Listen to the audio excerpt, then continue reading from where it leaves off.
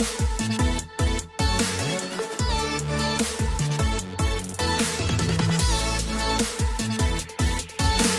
podcast, episode 7. It is for May 2020. We're in the weirdest of times. My name is Ken McGuire. I'm joined in a virtual urban gym location because we're no longer in the gym by Andy Murphy. And our guest today has been in the corner of more MMA bouts than most people have had hot dinners.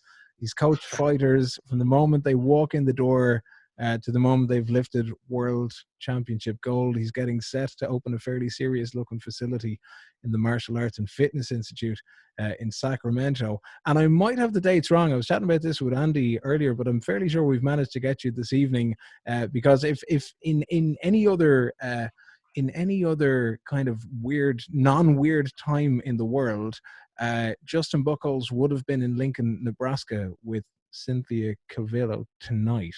That was tonight, huh? Yeah, but you join us on the podcast today. How are you? How are things? Man, I am good. It is some strange times, though. All those UFCs got canceled.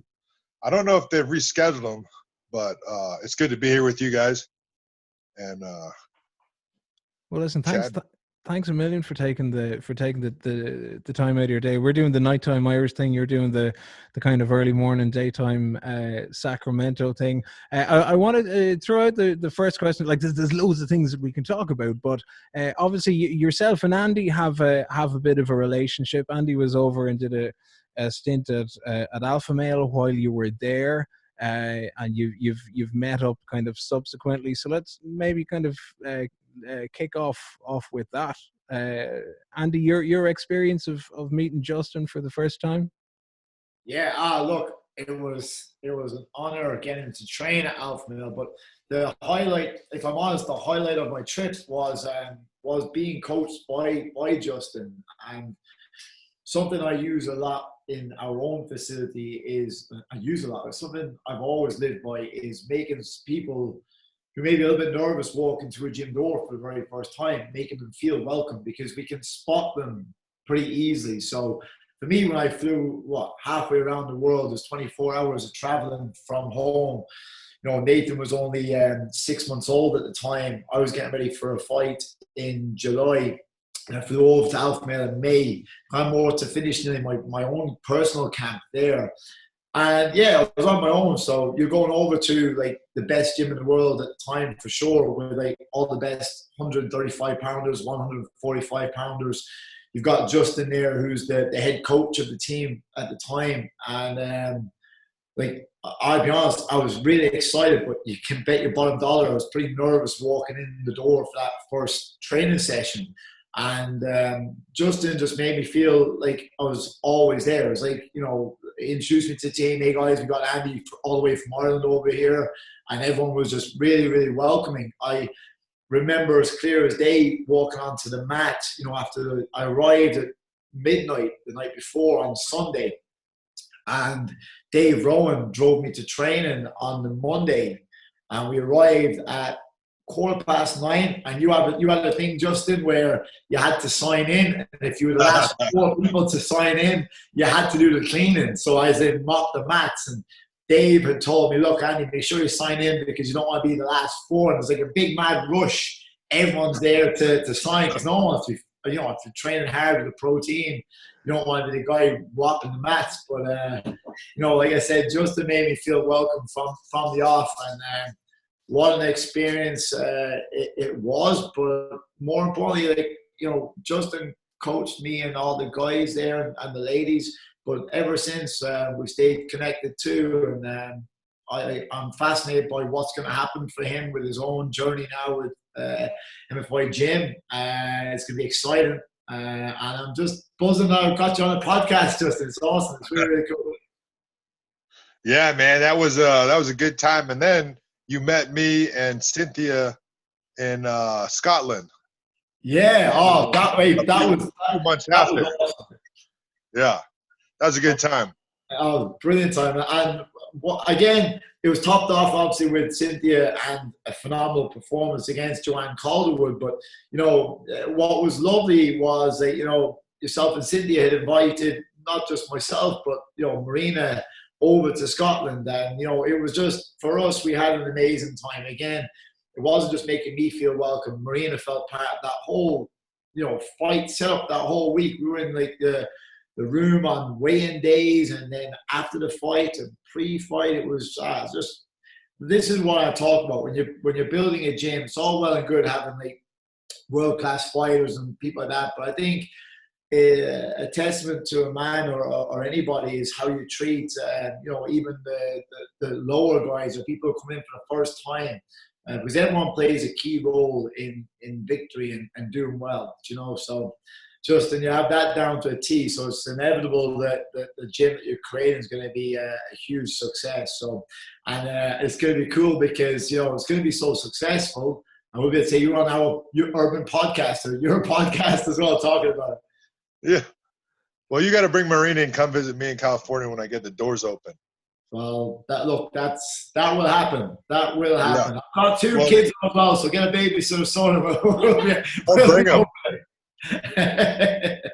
Bring them over. That's actually how I got injured. I injured my ankle. I was chasing a kid around the gym yesterday, and he was crawling under the octagon, and I was jumping over it. And then I ran up like a pallet of 600-pound zebra bags and jumped off it to catch him in the corner. And once I got like 5-6 foot up in the air, I realized I was coming down on some unsure footing, So I had to land kind of weird on my leg. But I hope you have your insurance sorted, Justin. Yeah. No, I haven't had insurance in 20 years, this guy. But this is America. We don't get insurance over here for free, But I faked it off with my hurt ankle. I didn't let the little kid know that I was injured so that he knew he got caught, That's it. It's very important to keep those kids in line, It says in the Bible, if you spare the kid the rod, you don't like him, So you got to correct them and tell them where to go and what to do. Otherwise, they'll just run amok. I mean, you know that. Yeah, for sure. But that means we'll bring the kids over then. You're going to have a built-in crash in your gym, aren't you? A what? You're going to have a built-in play school, like a crash. Oh, yeah. Yeah? Yeah, as in go do this Marine workout, go do this police force workout, give me 50 push-ups, go do jiu-jitsu, read this book, go get on that computer. That's what it's going to be like. I ain't going to give them no little play thing. They're going to all have assigned tasks. I mean, that's the future of my gym. I mean, you came over and saw when I was coaching at Alpha Male, and everyone could come from all over the world, which is a great thing. And that is the same kind of style I'm going to have at my gym. Open door policy. If you come in, you want to get your butt whooped at some sparring, feel free, come in on those days, But when it comes to professional fighters and stuff like that, I want to bring them up from the amateur level, from the kid level. Awesome. And manage them also. I've been in this sport for a long time. I've been involved with world title fights and matchups and the contract negotiations and signing the managers weeks before those fights happen, from championship level to any level of mixed martial arts, all the way down to the amateur level. And when you get a fighter trained out of a gym and you have a strong team, and half of them are managed by this guy and the other are managed by this other guy, and half of them don't have managers, and you're the coach working to build these guys' skills, when the next thing you know, they're going to listen to their manager over you and do whatever they want to do. It's kind of a weird situation. The MMA coach is the most disrespected coach in coaching. It's the only guy that is not protected by a contract with anything. Like, usually you agree to some terms or something, but there's usually not a written out contract. Manager won't even talk with you unless you sign the contract with them. You know what I mean? And the managers don't do nothing but I don't know what, give your name and birth date. I still don't know what they do, because I'm waiting for the sponsors to come in. I'm waiting for all this to come in. I've never seen a manager get it. I've seen the UFC assign people sponsors, and I've seen managers get $500 a month for doing a video a week or something, completely not worth it. But that kind of thing, So when it comes to MFI and the pro team, I really want to have those guys. I'm going to be invested with those guys, obviously, but I want those guys invested with me and my program. I don't want them running around doing all that other stuff. Just keep it tight community, tight team. That disrespect that you mentioned, is that one of the kind of the jumping off factors for opening MFI and moving away? Like, I mean, obviously, I won't say obviously, like people that'll be listening here and people will know there's a lot of the backstory to your role in Alpha Male, your move to head coach, and then there's a world title, and then you're not head coach, and then there's like loads of coaches, and then there's like weird stuff happening. And then from me, from a kind of an outsider point of view, I see this this whole kind of new enterprise and new move is happening. You mentioned new gym, you mentioned new pro team. That's all on the way. What was the catalyst for that for you? Well, the main thing was not coaching at Alpha Male anymore. So we had our disagreements and stuff there. I wanted to run the program a certain way, and I was successful, and people who were successful before me were ran out of there. Kind of the same deal that happened to me. I was successful coaching. I got ran out of there. So I built my own gym that's brand new and in a better location and 13,000 square feet, fully equipped with over $100,000 worth of Zebra Athletics material mats. The best mats in the world are actually from Germany. We'll have to change that and get those mats made in America. You know what I'm saying? But I can appreciate the German engineering when they're not invading the world 2 times in the last century. You know what I'm saying? I mean, all you European guys, you just overlook that. I'm the only, and the Americans too, I'm the only guy in America who still has a sense that the German people tried to enslave and destroy the world, not once, but twice in the last 100 years. And we're just giving them a free pass, buying them. You know, America rebuilt their country, saved them from the Soviets. And then we make it so they can build the best mats in the world. And I don't know, America just gets no credit. Everyone just drags America through the mud and blames us for everything. How do you guys feel about that? And their best fighter is Dennis Seaver. Oh, yeah, there you go, yeah. So, you know, that, I mean, to get back on the subject, the main reason, you know, starting my own program, it's my gym. I own it. I have all the rules to make. And, you know, I like to say, I appreciate, you know, speaking of America, I appreciate the rule of law. I like setting rules. And then whether I want to enforce them or not, they're going to get enforced because, for instance, when someone comes to practice late, I don't care what the excuse is.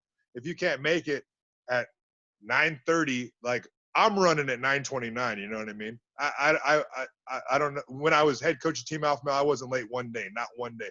I went to the airport one time. My flight got delayed. I took an Uber back, finished practice, caught the later flight. You know what I mean? Like I'm there giving my 100%. If you can't show up and have enough respect, I mean, the thing with Americans is a lot of them never worked a job. They never worked construction. They never worked a job where if you're late, you get run off and you're done. They get your money and you're a fool. You've been humiliated in your, you know, around your family and your people because you got fired from a construction job, you know, or something like that. Well, a lot of Americans, they come right out of high school or college where they can be late and do this kind of stuff. So, but it's very important to be on time. It's super important. It's something that young people need to learn, that old people need to practice. And that's a rule that's just not going to be broken. Look, if it's Randy Couture comes in the gym and he wants to do practice, hey, man, warm up with some push-ups. What's wrong with that? The whole class will do them with you and give you a good welcome. Push-ups aren't a bad thing, you know? It's just it's a rule that I appreciate the rules and I stick to the rules. Once it's written down, I don't just freestyle. I just say, okay, well, Randy Couture, he doesn't have to do push-ups. Or Andy just came from Ireland, he doesn't have to do push-ups. It's like, hey, man, this is this room. This is this kind of gym. Come in, do your push-ups. The gym's going to do them with you. You're going to be stronger, you know? Nice. What's the vision for the gym? The vision for the gym, man, the gym is, well, I mean, I got 13,000 square foot. I got a 20-foot boxing ring. That's the same size that Joe Calzaghe fought Roy Jones Jr. in, you know? Most gyms in America, boxing gyms, and I'm probably the world have 15 to 18-foot boxing rings. I got a 20-foot boxing ring. I got a 24-foot cage. I got 2,500 square foot of pro mat, 80-foot of cage wall. I got 40 bags hanging in a custom heated kickboxing room called Burn Box Fitness. And It's all temperature controlled. It'll be the first heated kickboxing really in the world, first one in the West Coast, but the first one done to this scale.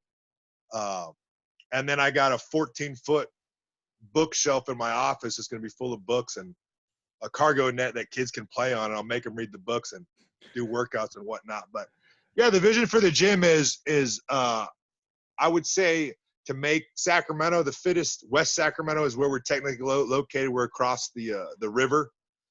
Sacramento, the city is 3/4 mile away, right across the river. The county line actually goes down the Sacramento River, which is the biggest river in California, and that's where my gym is located, right on that river. So it's a good space. But to make West Sacramento the most fittest city in the world, the fittest area code, to the community. The fighting and the fight team, man, I've been there for 10 years, 15 years. That's all that I've been doing, and I plan on doing that even better than I've ever done it before and win more belts and more weight classes and have more fighters. But the first thing I'm going to do is take care of the community around me and make this gym just I've already had the West Sacramento police come in, and they've talked to me about the gangs with the kids and a lot of local guys who've grown up and lived in West Sacramento. And man, I'm just super excited. It's going to be just a hub of martial arts and fitness, hence the name, but really a fellowship of the gym where it's like when I went to church as a little kid in Alaska, it was about a fellowship. No one was turned away because they looked weird or whatever. They were welcomed and they were given a shot, to follow what real little rules there were and be part of a community. And that's kind of the same way I'm going to run the gym. Everyone's going to get their fair shot. I'm going to give everyone a fair shake. And, when it comes to people who aren't professional fighters, man, I just hope they like the place to come in and train and get fit and sweat and maybe punch someone in the face if they feel up to it, but that's not required. Is that sense of community important to you? Oh, that's the most important. I mean, if you look at things going on right now with the coronavirus and the shutdowns and stuff like that, who are we listening to? Are we listening to our community? I mean, I'm in Yolo County. There's, I think, 3 people dead or something. Mm-hmm. I got more chance of getting hit by lightning or something in Yolo County. That's my community. That's right in front of me. You know what I mean? I'm not traveling to London Heathrow or LA or any of this stuff. So I should take precautions with me and my community as things affect us, But that is definitely one of the main goals, is to get a championship belt back to West Sacramento area, and then just have a huge amateur team and a fitness program and train martial arts, On the championship side, do you look at maybe recruiting is the wrong word. Do you look at recruiting people who may be interested in, or that you may have had conversations with before, who know you as a coach and know your experience as a coach? I'm guessing you've got a good plan in place for Cynthia. You'd like to see a strap on her shoulder as well, or is it the titles will come, but the work has to come first, whether that's from amateur level or.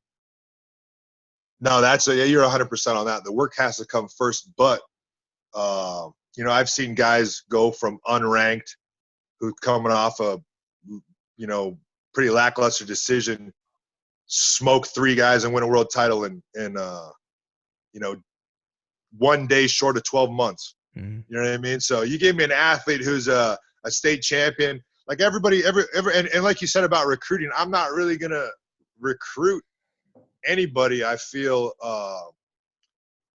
I've talked to fighters, like you said, and they know what I'm doing, and they're more than welcome to come train. But to get a fighter who's had a couple losses, who trained in Vegas and trained on the East Coast and moved all around, and they come me and dump all their problems on me. I got to fix everything going on with them, their family, their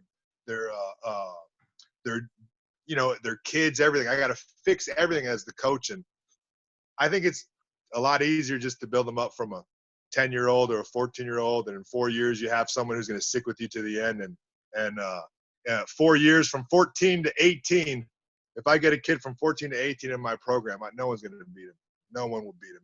I know exactly what it takes to win a world title. I've seen it. I've witnessed it. I've come up with the game plans and trained and done all that multiple occasions. And I know what kind of work you can get out of a human or a kid, and the potential they have. And the main thing is these people don't get it. They think, oh man, I trained an hour. Oh, I'm sore or something. Or yeah, that's because you trained an hour today and you sat on your ass yesterday, and the next day you're not doing anything and you're playing video games or whatever. But if you train consistently, the body adapts. It's like people are always complaining about their nutrition or their warm-ups or whatever. They didn't warm up good enough. I just think about this, like if you're fighting the Germans 80 years ago and your commander says, get up that hill and get me a radio signal, you're not going to say, hey, let me do my dynamic warm-up. Hey, I pulled my hamstring. You're going to run up that hill and do it, period. You know what I mean? And if you look at people in prison, their nutrition is terrible. Like I had a friend who was in prison and Floyd Mayweather got arrested and Mayweather went, I think it was in Vegas, but Floyd Mayweather went into prison and he completely changed the nutritional guidelines for like the month he was there. They started getting watermelon, all. I said watermelon because it's delicious and it's nutritious. You get that in watermelon, or you get that in prison. But anyways, he got watermelon. He got a good protein, a good vegetable. He got fruit and things, and they changed that just the time he was in there. It was pretty interesting. But normal case in prison, you're getting pretty bland, terrible food. But you get these guys who just sit on the weight bench all day and lift, and they turn into guys looking like a Mr. Olympia, and they're eating grits and stuff all day. So the body responds to the work you do to it. You know what I mean? That's a thing that Musashi says about martial arts. Don't become accustomed to delicious things. I could care less what something tastes like. Is it good for me? Is it convenient? Can I eat it and will it fuel me? I don't have to sit there and eat a burger with tri-tip on the burger, with bacon on the tri-tip, with barbecue sauce on that, with onion rings on that. I mean, what is that? How kind of weird, sinful, sexual eating kind of thing is that? You got to have 10 different kinds of meat in your mouth. I'm not really into it, So I say eat what fuels you. Cut the shit with the excuses is my point. Amen. Yeah. Did you get a chance to coach? I don't know the setup at Alpha Male. Did you get a chance to coach the kind of the 14 to 18-year-old scene there? Was that part of it as well, or is this more of a kind of a future thing for yourself? No, I coached guys from there. I really worked with everyone from any level while I was head coach and training there. But the thing is, give someone else a 14-year-old or 18-year-old, you're going to have some kid who enjoys going to the club every weekend, who is disrespectful to women, disrespectful to other people. If you raise them like that, if you bring them up like that, any 14-year-old, or you take a 14-year-old, you put him on the right track, and by 18, maybe he's signing up for military service for these United States and he's fighting in the UFC and he has a choice if he really wants to go to college, but give them the opportunities. And like I said, kids need the rod. This is some of our oldest texts, some of our oldest knowledge of all time. You have to correct kids, My dad told me, if you care about your kids, don't give them anything, because then they get reliant on you. You know what I mean? And that's how my dad raised me. After I left my house in Alaska, I just went out into the world, and I never once thought of calling him and asking him for money or anything, And since later, as I grew up and realized he was right about everything, our relationship has changed. But when I first left the house, I didn't know, man. I needed the rod on my back. You know what I mean? I needed the correction, and most men understand that. We crave order and stuff as a kid. It's like you take any 14-year-old kid and he gets the idea he wants to be world champion. You say, okay, do this, do that. He's going to do it. You tell him, hey, cut your arm off. You get to be world champion. He says, okay. He cuts his arm off. He doesn't care. And that's the power of youth. That's the power of youth programs, to take these kids from amateurs. No one's going to touch them. No one will touch these kids. They get 4 to 8 years with me, So to get 4 to 8 years with you, you gotta, at this stage, you gotta open. So where are things at the minute? Because from a global side of things, there's an awful lot of things that have gone to shit. Andy's gym in the physical sense is closed. The lads are able to do online classes. You've got a facility that's being built, and you're literally building it yourself by the way your Instagram side of things looks.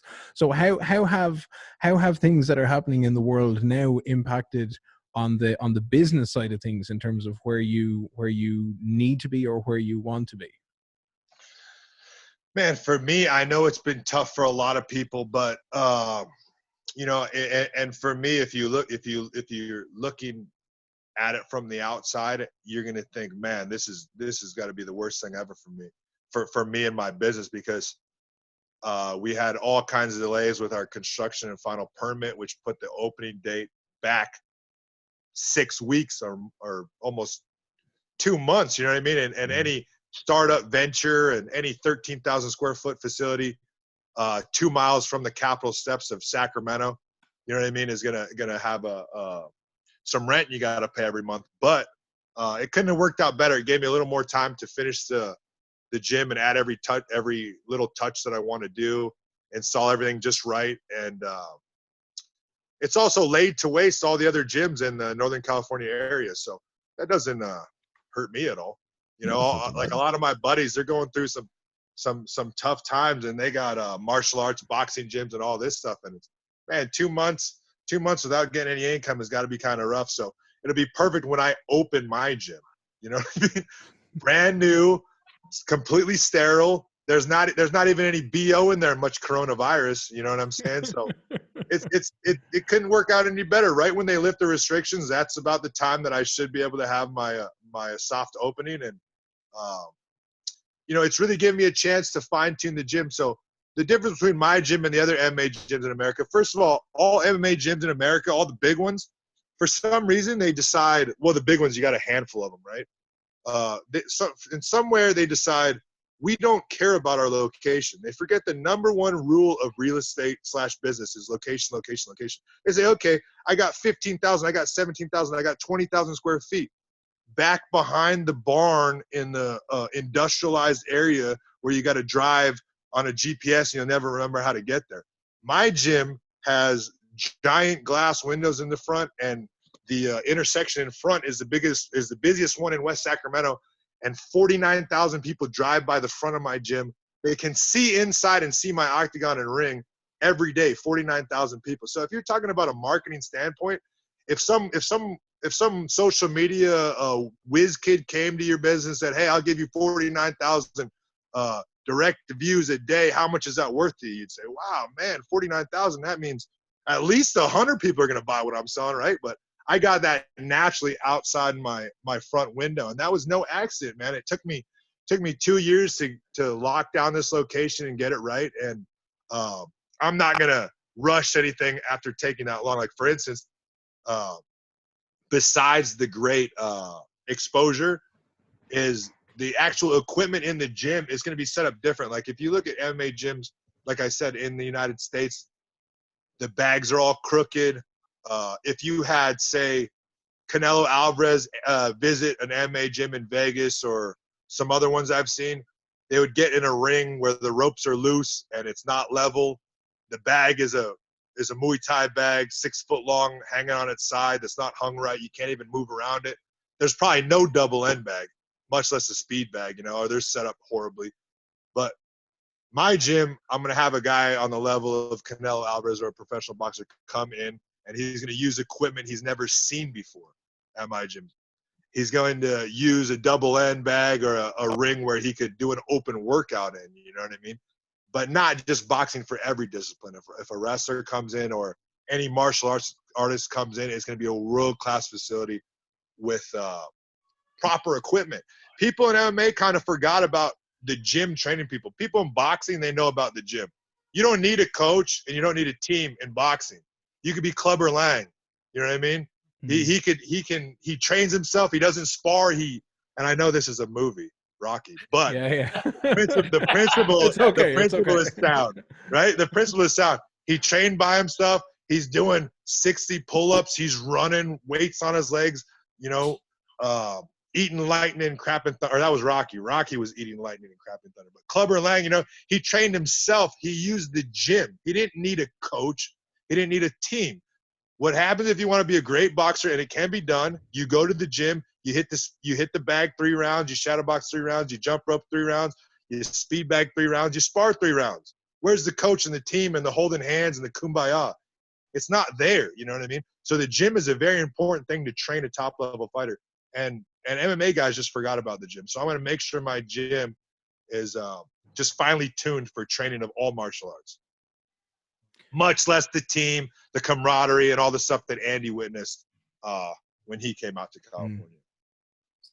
For me, that was the thing that also stood out, Justin, was it's probably the first thing I stood out was even the warm-up. I think the first day that I arrived anyway, you had a softball out there, and you're just playing dodgeball. It's like, I'm throwing halfway around the world, training with the best guys in the world, and we're warming up, and we're throwing the ball, aiming, you're getting lettering at one another, but that was the fun element. It was like an icebreaker before you get into the serious shit of okay, we're messing about, we're blood flow's going, and then all of a sudden, bang, we're into a dynamic walk. You're doing your 3 laps up the intensity, you're going down one side, doing your dynamic stretching, your mobility work, and then you're straight back around and you're bringing in your MMA element of training as well, like hitting your double leg shot, your sprawls, your kind of single leg shots, all of that going down one side and then jogging back around.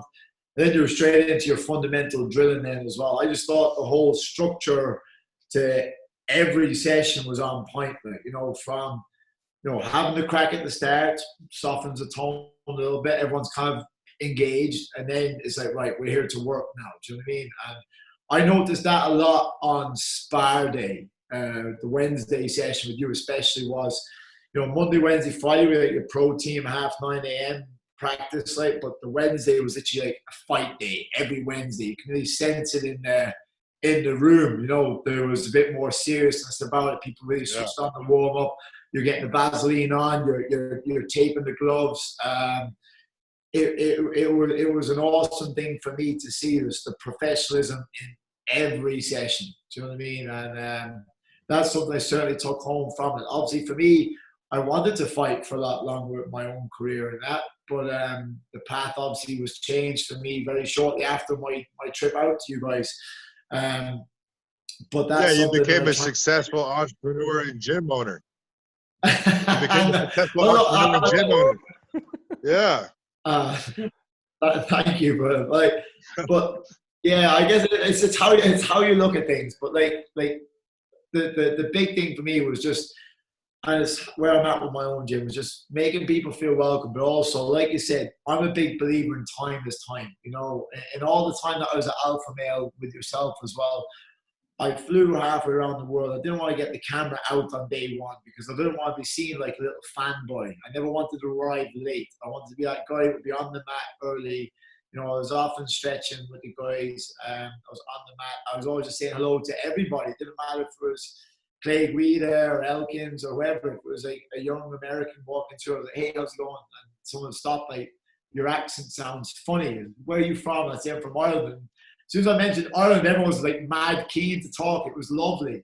But it's probably the biggest thing I took from Alpha Male was just that. It was it doesn't matter if you're a world champion or you're walking in the door for the first time, you make that person feel $1 million. Do you know what I mean? And that's how I felt.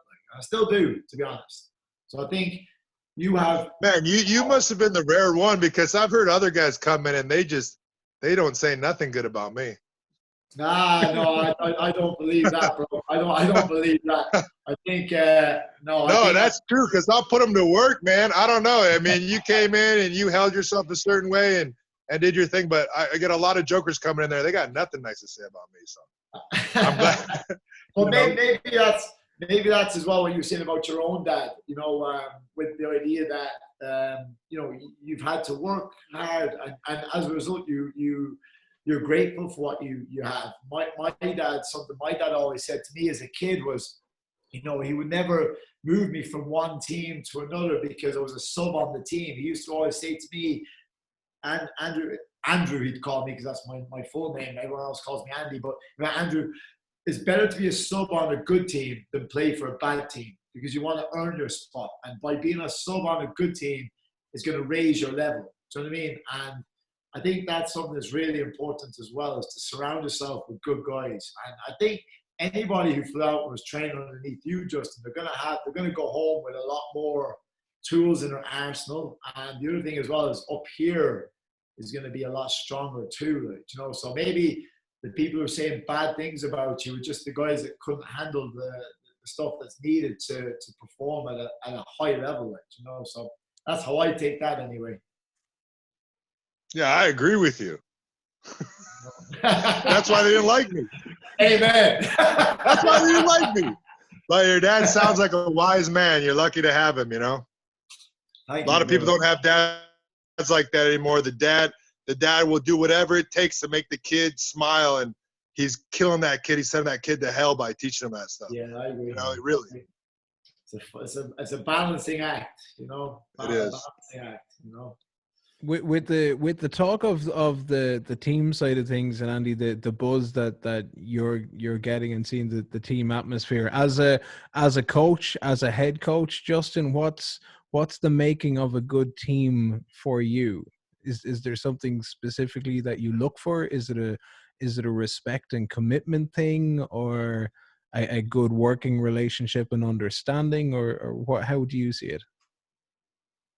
You know, it's just it's more, for me, it's just the philosophy of the team. Like there's a few things that make up a great team, and one is you know, the team's got to have a home. Obviously, it's got to have some place to train, right? Check. Mm-hmm. The other thing is you got to have the bodies, you got to have the people there, and you got to have the training regiment, right? You got to have the training regiment, someone who has a vision ahead of yourself, because you're thinking, I got this fight. Well, what about the entire other team? You know what I mean? And that's just my military mind. I just think of it like Operation Husky when Patton invaded Sicily from North Africa. You know what I'm saying? I'm thinking of it exactly like that. Back to my World War II reference, but there's no difference in that. So the regiment and the training is there. The other thing is the spirit of the team. You know what I mean? It's the philosophy of the team. What does the team believe? Does the team believe that if I get one over on my sparring partner today, one of the guys, if I do a little dirty move and end up winning that round, and the coach sees me and some of the guys sees me, it's going to do me good? Or is it, wow, I kicked my partner in the calf and he's limping, I'm going to try to kick him in the head instead of just injuring him to the calf?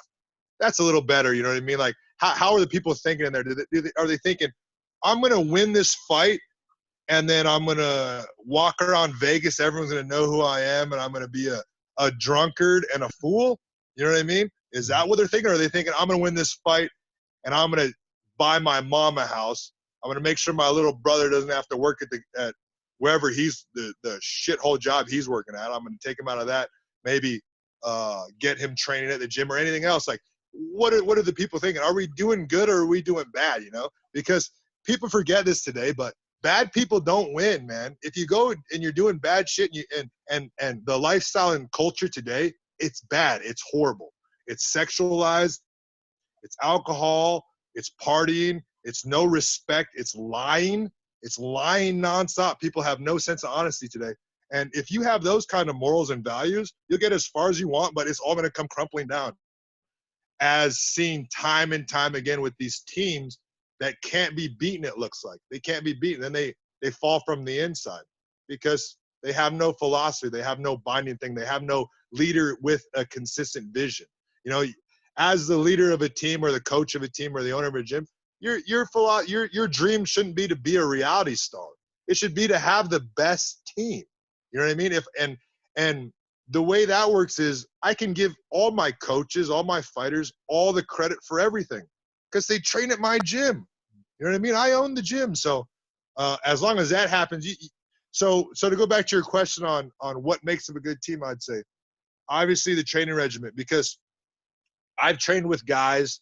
One of them, a huge portion is a training regimen, because I've trained with guys who trained people like horses. They said it wouldn't matter if you were a human being or a horse. You're going to sprint to this side of the pool in 20 seconds, and then you're going to take 5 seconds off, and you're going to come back. And if you make it slower, that eats into your break time. So you're going to come back, and you get 3 seconds behind now. You got to go, and they're going to make you do this 8 to 12 times, and you're going to die, and you're barely going to be moving at first. But after 6, 9 months, 1 year, you're a fish. You can swim. You know what I mean? You're a horse. And that's what straight up training does. You can grab a kid and put him on a routine and say, show up, do these push-ups. He will get stronger, period. So you got to have the training. You have to do the work, obviously. Then it's the philosophy and spirit of the team. And I feel like that's set. That's trickle-down economics. You know what I mean? That's set from the top down. If a young lady comes onto my mat and I'm disrespectful to her, how do you think my top fighter, you know what I mean, who's going to be the number one contender soon, going to act? He's going to act like me when he needs to act like a man and a gentleman, because at the end of the day, everyone on my mat, they're going to be gentlemen, and we're going to have a bunch of ladies, you know what I mean? And it's going to be a family. And if you're going to try to do weird things with my team, I'll kick you out of my gym and you can never come back. You know, it's that simple, because, you know, that's just the way it's got to done. There's got to be law and order. You know what I mean? There's got to be rules, and young people crave rules. Everyone does. Humans do. You know, we crave routine, we crave rules, and we crave discipline. And you're going to get all that stuff and fun. But just to elaborate a little more on that, one thing when Andy was in practice was, I'll never stop. I'll never let either of you guys talk again. But one thing Andy can elaborate on is, by the end of practice, those guys would be running around like it was almost like they were high or something. Like they were all giddy, like the final run around. And there's 40 guys, and you got Andy, you got Cody, you got Cynthia, you got a who's who of all the guys at Alpha Male running around, and they're just having the best time of their life. They had no idea that I went 15 minutes. Well, they kind of do that. I did practice 15 minutes longer. Gave them a 9-minute circuit with a new guy every 3 minutes at the end, because they're so exhausted. They've worked hard and they feel great. They forgot about the hellacious workout that they went through for the last hour and 45 minutes, going on 2 hours. And they're just happy. And that's how practice would end. Practice would start. You better be on point, because you get pegged with the dodgeball in the back of the head. And by the end of it, everyone's laughing, having a good time. And it's somewhere in the middle, we outworked everybody out there. There wasn't no other practice where anyone was doing that stuff. Not 2 hours, not that intensity, not with those guys. And that's why in 2016, when I was head coach, we were going from a team that was in dismay and disarray, that was breaking up, to the strongest team with a newly crowned world champion in under a calendar year. You know what I mean? And those are the facts. So. What was that like for you? Like so, on a personal level, like. Man, so the thing with me was in 2015, I felt like my whole life I got pneumonia when I was a little kid. I got pneumonia when I was a kid. I've always had been real susceptible to skin-borne illnesses like ringworm and all this staph and all that stuff. And you know, in 2016 when I took over as head coach, I just stopped getting sick. You know, I just kind of manned up. I went to a few fights early in the year with fevers. I ended up having to get a different hotel and quarantine and all this stuff. This quarantine stuff ain't new for me, you know. I've had the flu and stuff around people and not killed my grandma. You know what I mean? I don't need the government to tell me not to kill my grandma when I got the flu. You know what I'm saying? Or anything out there, any disease out there. You know what I mean? Like, what about the drunk drivers? How many drunk drivers? Here's the thing. If you get COVID, you're not going to drive your car into someone else and kill some mom and her kids. If you're drunk, you do that. And yet we accept that as part of our society. You know what I mean? It's just you get a DUI. You don't get a government mandated lockdown. So it's kind of interesting what's going on there. But 2016 for me, man, it was a wild ride. You can watch some of the fight lights, went all over the world. One point I was on a 7-week stretch. And that was when I saw you in Scotland, Andy, was on Cynthia's fight. I think she was fight 2, but I went from, I think it was like Oklahoma to Vegas to Scotland to Long Island, New York to Anaheim, California to Mexico City, Mexico. and it was about 6 or 7 fights, and I never got to go home. I went home for, I think, 1 week in those 7 weeks, switched my bag, just maintained on the road. You know what I mean? Mobile army. I was like one of Patton's soldiers in the 3rd Army in World War II. You could ride, you could shoot, you could sleep on the ground, you can fix your own car, and you didn't take no shit from no Nazis, and you're busy saving the world at 18 years old. So that was – I had a lot of fun in 2016. I think you called it in fairness, because when I was there at Alpha, you had the whiteboard, you had all the names with all the fights coming up. It was like Summer of Tam was what you were calling it. Like, it's just like, you know what comes after summer? What? Fall. I left after that summer. Yeah, so it was the summer of Tam. I left, and then it was the fall of Tam. But I don't know if they use that. But do you remember when you were in charge though as well with the head coach, Justin? You had like the way the training was as well. That you had Bethany coming onto the mat after all of your sessions, and that's something I implement a lot in our own gym because I think a lot of guys over here, I don't know about the States, but I still think a lot of males don't. What do they say? They're not massive fans of yoga or things like Pilates and that. Now you have 30 or 40 of the toughest guys and ladies in the world, and you got Bethany coming on after the training session, and we're all going like namaste to one another after kicking 7 shades of shit out of one another for an hour and a half. Do you know? And then also another thing that I thought was really cool with your style and stuff that you had there was you had the Fight Life series going on.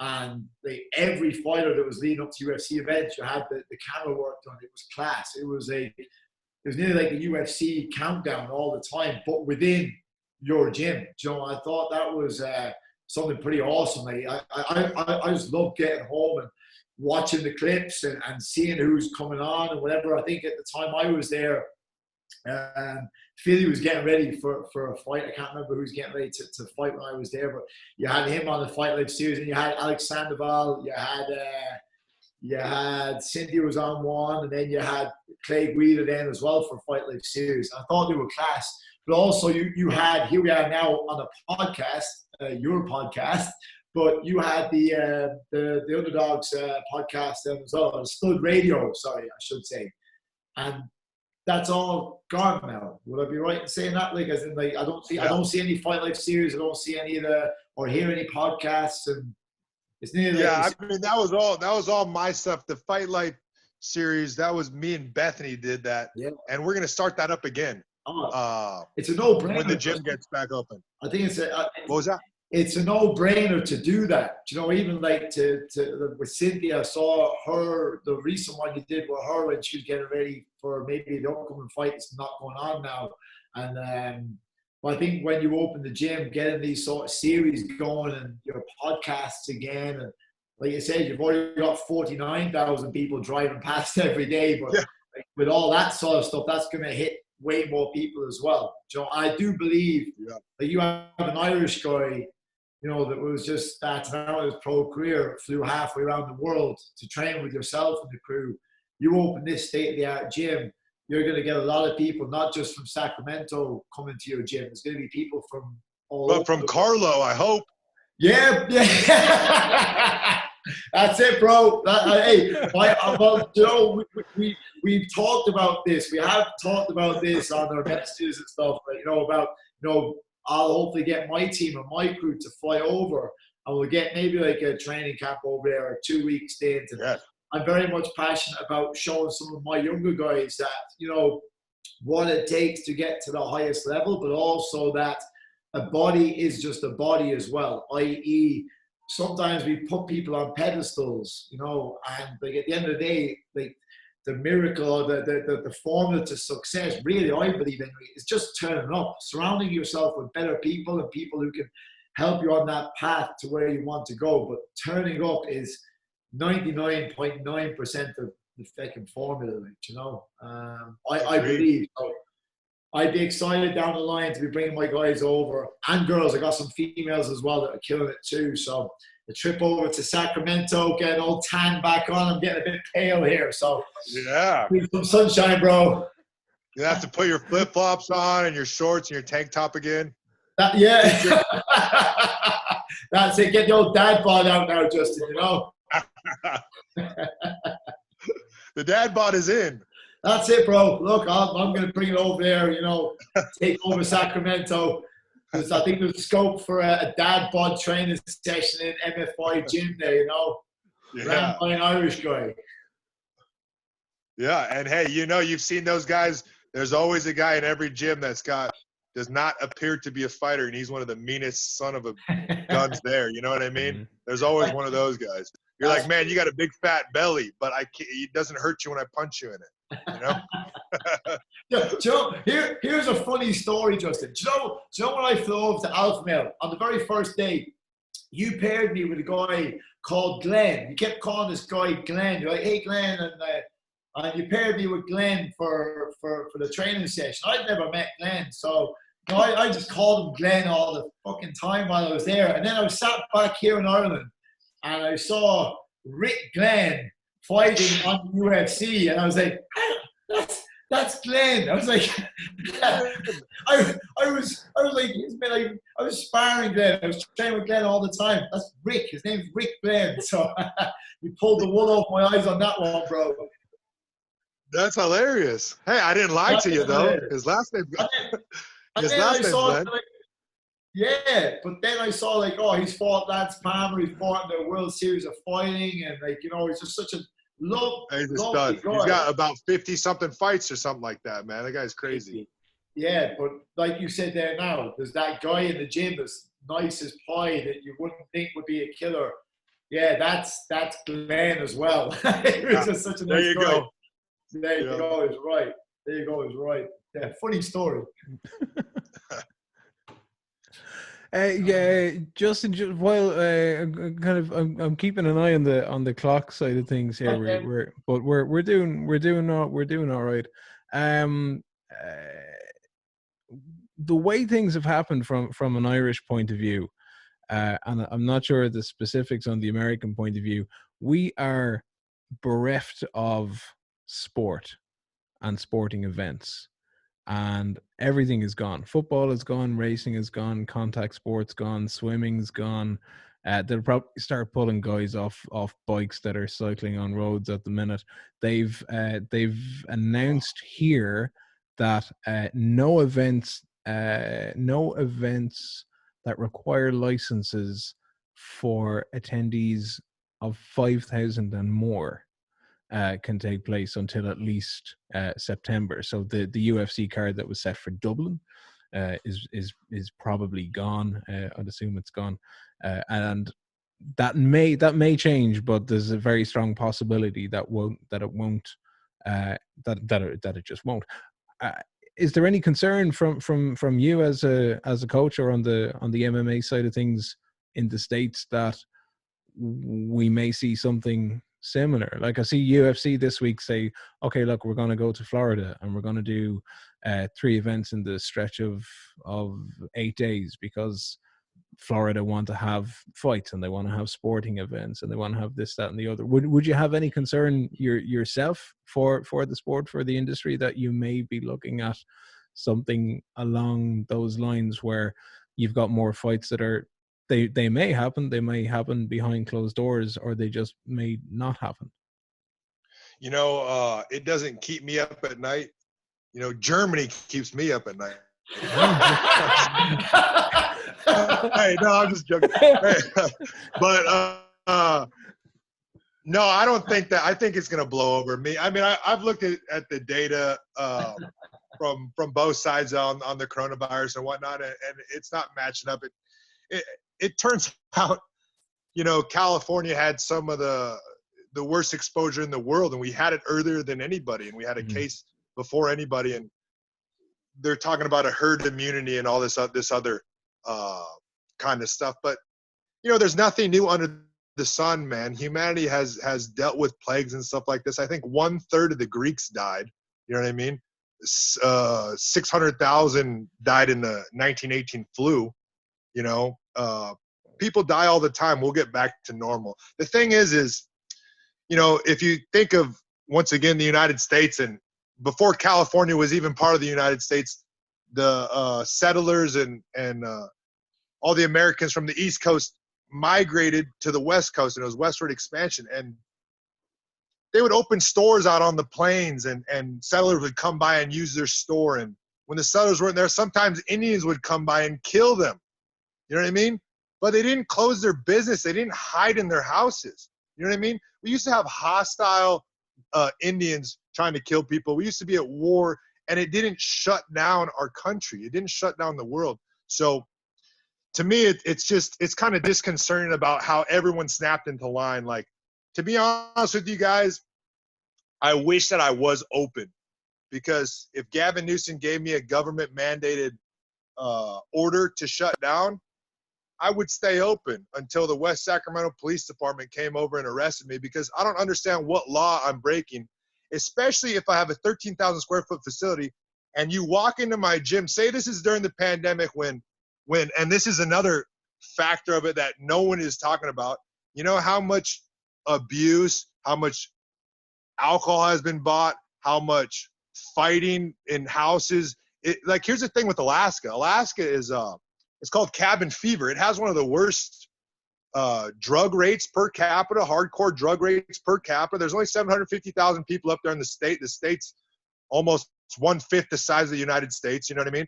But it has some of the worst drug abuse, hardcore drug abuse, has some of the worst alcohol symptoms, or the worst alcoholism. It has one of the worst suicide rates, and it has one of the worst child molestation rates. What happens is, during the summer, it's 24 hours of sunlight. People are out there. You can't save any energy. It's too much stuff going on. It's 24 hours of sun. There's fishing, hunting, everything. But in the wintertime, it gets 40, 60 below. It was one of the coldest winters in the last 50 years in Alaska this last winter. It was one of the longest, coldest, most snow winters in the last 50 years.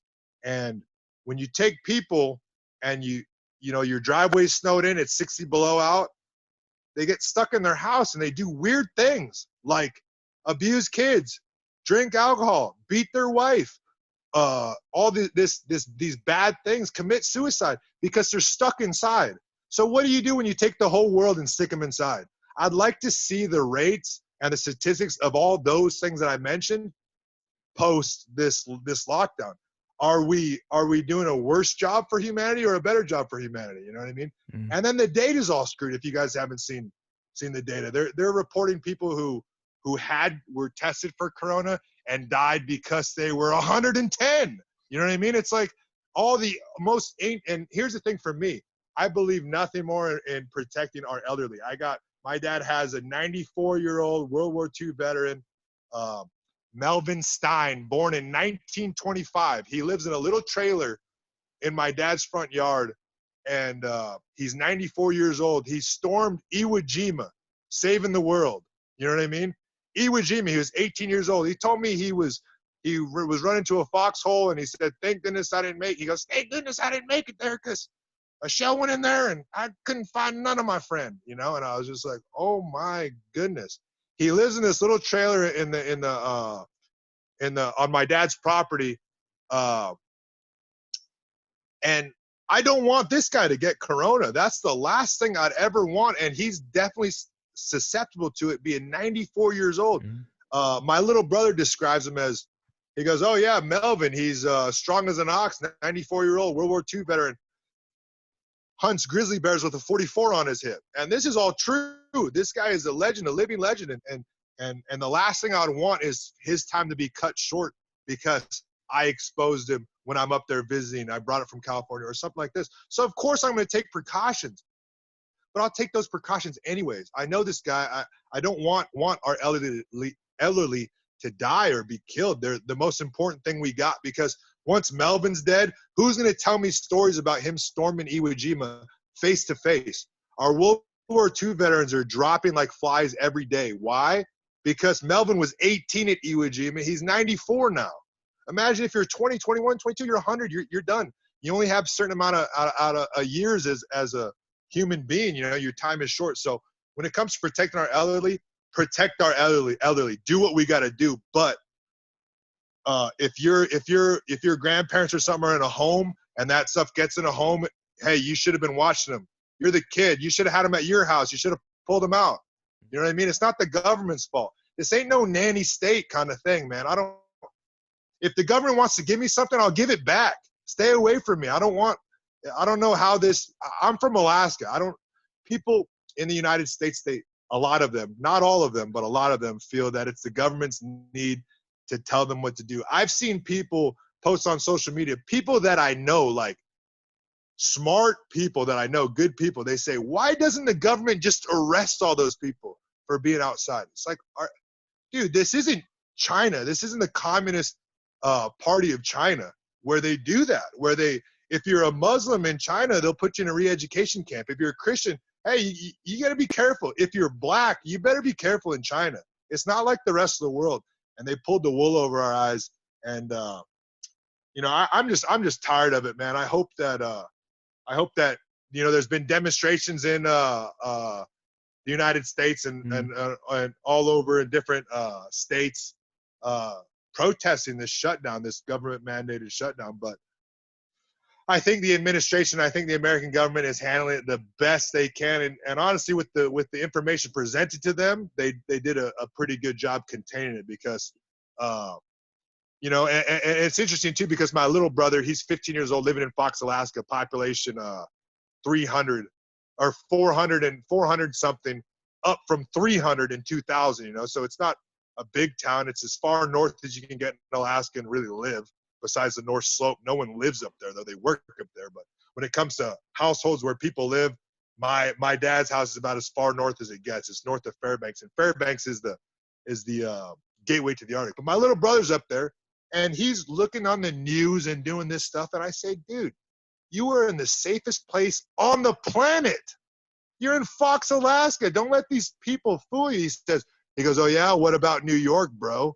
And I go, what about New York? They got more murders. They got more AIDS. They got more drug addicts. They got more of everything. This is the big city life. Did people not remember our history? We used to live in farms in these small places. Then you go to a big city, and what's in big cities? Hookers. What's in big cities? Drugs.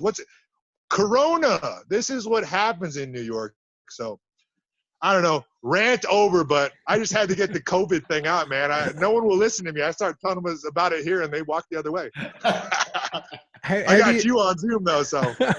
How do you think it's playing on? Because myself and Andy were chatting before we got you in. How do you think it's playing on prep for fighters? Whatever about it on the coaching side of things. Because fighters, including those that you're looking after, they've got to have an eye on cards. We've seen fighters pull out of future cards over health concerns. We see others that are absolutely mad to get in and get back to work. How do you think it's playing on fighters and athletes in general? I feel like, they get a really good opportunity. These fighters, they got a really good opportunity right now for the last 6-8 weeks to go out and run up a mountain, swim across a lake, train in nature, Rocky style. You know what I mean? Like, since I left Alpha Male, I haven't been to one MMA gym. I haven't joined any gym or anything. I go to one of my buddies' boxing gyms every now and then. I go to CalFit every now and then, but that's once in a blue moon. I'm there every couple of weeks or something. I'll swing by. Where I train is I go to Tahoe. I go to the Sierra Mountains. I swim in lakes. I run. I do this stuff. And it's a good opportunity for them. And just like everything, if you give someone some adversity, they're going to find a way to quit, or they're going to find a way to motivate themselves and overcome it and run with it, Mm-hmm. And if you're a fighter and it's been 2 months and you're just twiddling your thumbs, watching internet porn and posting on your Instagram, you screwed up, man. You blew 2 months away. You should have came back with 100 push-ups a day. You should have done 100 push-ups a day this entire quarantine. You could have just notched that on your belt.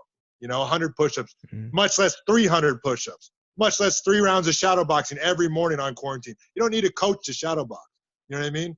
much less anything. Find one of your teammates who's also quarantined and live in fear, or go drill. You know what I mean? Like, I don't know, man. I think it's definitely going to affect some people, and like all so-called crises, you know what I mean? People are going to cower to it, and people are going to overcome it, and we'll see the same thing in the fighting world. You think Tony Ferguson don't care. Neither does Justin Gaethje. You know what I mean? Yeah. They're going to get it done. That's going to be a serious fight. Yeah, any fighters out there, we've got our live classes as well, by the way, the Urban Gym fitness classes. So you can always link in on them as well, Justin. Yeah. Yeah, that's awesome. Exactly. I mean, and because of the corona, you've had to expand into all your classes. You got me on Zoom. I didn't. So with technology, you've blended it, and you do an amazing job. I'm inspired by you, your logos, and just the clean, like all your social media posts, your logos and everything is clean, and it comes from one theme, and it's good, man. It's inspiring. It's inspiring on my end to get my stuff up like that. Well, look, I'd say it goes both ways, bro. You helped me out huge as well when I was over there, and still to this day. But I think what you said there about adapting and overcoming, I think there will be some people that will really see this as an opportunity to rise up through the ranks. Those that are willing to put the work in on their own without like a coach having to be tapping them on the shoulder or having to turn up at the facility to be seen to be working out. The ones that can actually just get it done when there aren't any eyes on them. That's gonna really help maybe propel some people up a tier, and it's also going to bring a few people down a peg as well, because with the fight game you have to be ready all the time. And certainly it's one thing being fit, but it's another thing being fight fit with the action, reaction, your timing, all of that then as well. Obviously the likes of Khabib and all them that just have the crew around them all together all the time. I'm sure they're probably locked away somewhere in Russia or Dagestan or whatever. But it's all about 12 of them in one hot tub. You see the picture now. I'm not telling any tales out of school. It's a picture. Khabib in one hot tub with 12 guys. I done the same thing with Alpha Male, but the picture's just not that popular. So.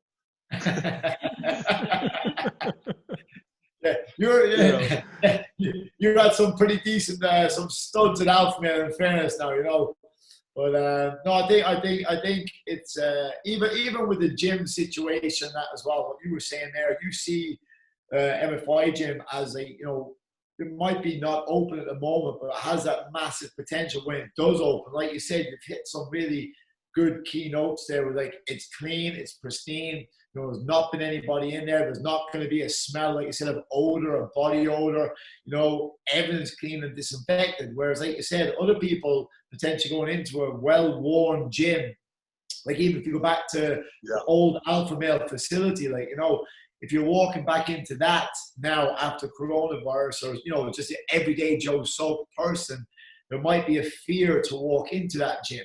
A fighter, no. Like I'd go into any fucking gym as you would in that. But when you're looking at, say, old Mary down the road or whatever, there's maybe 40 odd, 50 years of it. I say old, I was not old. Say 60 years of age, wants to go into a fitness class. Sorry, wants to go into a fitness class. They might be a bit more put off by that. Whereas to see a brand new, clean facility, with the heated saunas, the boxing, and all that then as well.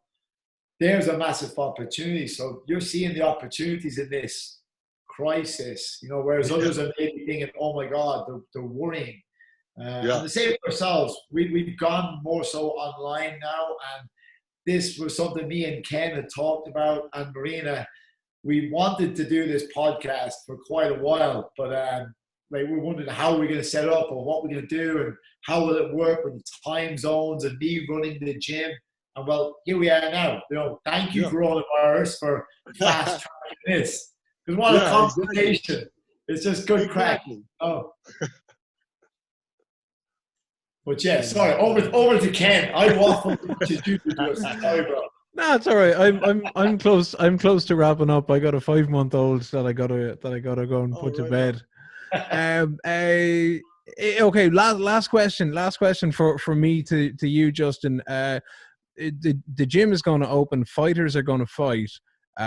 What's the rest of 2020 looking like for you, or that you're hoping that 2020 looks like for you? Man, 2020. I want to just work out all the systems with the gym, get that flowing, and I have a partition next door. I got a 13,000 square foot gym right now, and the partition next door is 17,000 square foot. So I'm in negotiation to take that over. Take it over like straight away?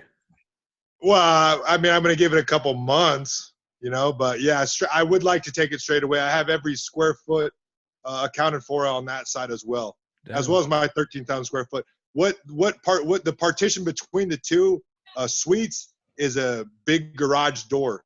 So all I'd have to do is open up that door. I got 17,000 square feet. I could hold the vents in there. I could have a 24-hour fitness inside of that. All the green turf, all that stuff people like. I have all the extras in fitness, because right now the Martial Arts and Fitness Institute is exactly what it sounds like. It's martial arts and fitness. You know what I mean? We're getting in shape through boxing. We're getting in shape through kickboxing, through all that stuff that comes with it. We're teaching group classes. You can come in and work privates and all that kind of thing. And then there's a 1,500 square foot gym, rubber floored gym in there with kettlebells and all that. But to expand to the other side, that's something I'd like to finalize before 2020 is over. And then obviously get this place open and get it full of members, and just have it. It's such a good location in West Sacramento, and get the community involved, and everyone from Sacramento and Northern California, and start these amateur teams. A lot of details and a lot of little things I got to do, but I'm excited, man. I'm excited to get to the gym every day. When I'm not at the gym, I'm thinking about the gym. I'm thinking about what kind of Titan fasteners I'm going to use to put my bag racks to the concrete, this kind of thing. And I love it, because this is the kind of work I grew up doing, so. Well, I mean, not putting gyms together, but I'm saying running drills and. No. But you got to be commended on the work. I mean, if you look at the MFI side of things on Instagram, it's you with the saws, it's you with the hammer, it's you putting the desk together, it's you sizing stuff up for the walls. I saw the same with Andy and Marina and the lads coming in. It was like, it's painting the walls, it's doing this, it's sweeping the floors. It's your gym, it's your facility. For Irish people that are listening to it, the size of that, I had to look it up. It would work out as being twice the size of IKEA in Dublin. Oh my God! Which is like, there's like a pilgrimage that happens from all corners of Ireland where people descend on IKEA near Dublin Airport, and it's fucking massive. So your facility being twice that size is a little scary, but it sounds amazing. So listen, the very best of luck with it. Man, I appreciate it. I gotta. That's gonna be my marketing to Ireland. Same size as IKEA. It's IKEA, but of martial arts. Nicely done. Sign me up. Yeah. Any closing words? Any closing thoughts? Anybody? Just to throw it out. I gotta say, man, Andy, it was great. I don't know. I could just tell your spirit. That's probably why I was nice to you when you came to Alpha Male before. But, I appreciate your friendship and looking out for us when we were over in Europe as well, and having me on. And Ken, it was a very professional, nice podcast. Appreciate it. Good stuff. Thank you so much. Justin, what a pleasure. One thing I will do is that you're in the middle of one of your stories, and I just wanted to say, when we're in Scotland, something that sticks out to me massively was we went for dinner. It was the night before Cynthia's fight. It was post weigh-in, and we had a 3 or 4 course tapas meal. It was myself, Marina, there was Cynthia, there was Beth, and there was Saya who was there with us. And at the end of the meal, Ken, we were finished up, and we're all walking out the door. And there was a lady that was serving us the whole time there in this tapas bar, busy Scottish tapas bar. And you paid for the dinner that night, but you held back about 2 or 3 minutes because you wanted to say thank you to the waitress that was serving us our dinner, and you called it by name. No, but the point I'm getting to is, again, something that stands out to me is how you make everybody feel, one, welcome in your facility, but two, you're just a genuine guy. You know, that saying of like you treat the cleaner the same way you talk to a CEO. And I think, well, I am the cleaner. The gym and the amazing equipment and all that, that's incredible. But people trust people, and I think regardless of what equipment you got in there, people are going to flock to your gym, Justin. So from me to you, as always, thank you so much for being a good friend, and thank you for the experience I had at Alpha Male, and I'm looking forward to getting over to MFY Gym in the future when you're open running, bro. And bring Marina and Ken when you come. Oh, yeah, we're there. We're there. Represent. Class. Well, look, on that note, let's knock it on the head. This has been Urban Podcast 7 for May 2020. Catch-ups on all the usual good platforms: YouTube, Spotify, Apple Podcasts, Google Podcasts, and the rest of it. And do yourself a favor, people that are living near Sacramento or anywhere else, mfigym.com and urbangym.ie. That's it. Good luck. All right. Good luck.